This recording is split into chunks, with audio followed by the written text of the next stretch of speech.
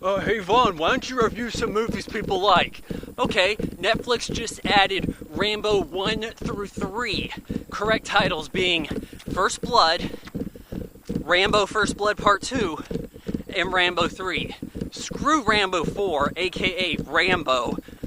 That's basically Stallone's fan film to his own character. So, we're going to start this series off with the original First Blood from '82. Alright, you guys know the plot here. You're probably only watching this because you already know the movie and you like it, and you may want to know my feelings on the matter.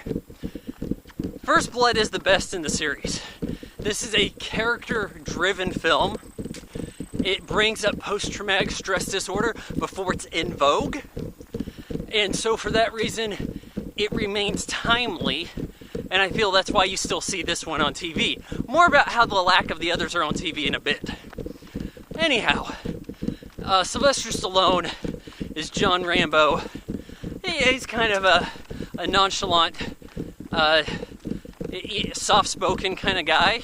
He's just kind of hiking, looking for his old pal from Vietnam. Finds out he got cancer and died. He's the last of his unit. On his way through town, he's looking for a place to eat. But Brian Dennehy shows up and drives him out of the city. Says he don't want his kind here. And there's little hints about maybe Brian Dennehy's feelings here. And hell, I can't remember the character's name right now. It's 100 degrees, I'm jogging and doing a movie review. You try it. So anyhow, he says, oh, you're wearing that flag like that and dressed the way you are. People might get ideas. And then over on his desk, you see a Purple Heart. You kind of get the implication that he was of the Korean War, and maybe he looks down on the Vietnam conflict, even though I don't think either were considered officially wars, but police actions. So, yeah, he gives him a hard time. Rambo turns around, doesn't want to just leave. He's like, why are you pushing me? Well, takes him in, arrests him. The guys over there abuse him a bit. Kind of brings back some flashbacks of his time as a POW. Rambo goes a bit ballistic. Punches the guys out. Runs off, chasing the mountains. They pursue him. He booby traps their ass. Kills a pig. The whole score.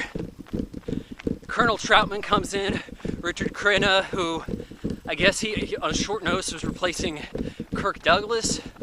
And Kirk Douglas wanted to go more by the novel ending, in which Rambo is a bad guy and he outright kills people. Whereas here, he doesn't kill anybody intentionally. And there's this car that flips over. I'm not sure if guys died or not. But it's not attributed as a kill credit. Anyhow, Richard Crenna really does a good job here. When I think of a colonel in the Army, this is the guy I think of. Well, he's brought in there to talk down Rambo, Green Beret, Medal of Honor winner, kicking these small town police's ass.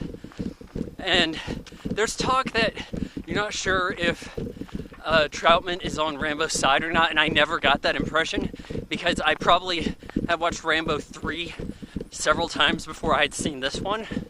More on that when I talk about Rambo 3. But,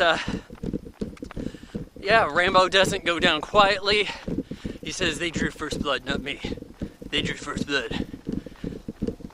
So, he takes the war into the city, shoots up the joint, blows shit up real good, 80s style, real actual explosions, no computer crap.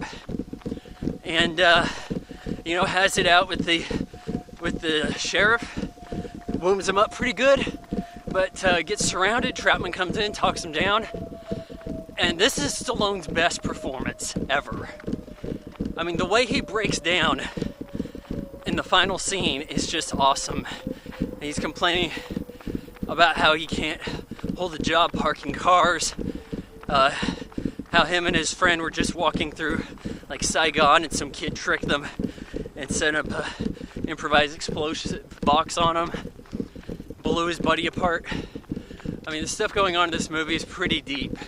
And so you can't really rate this as your typical action film.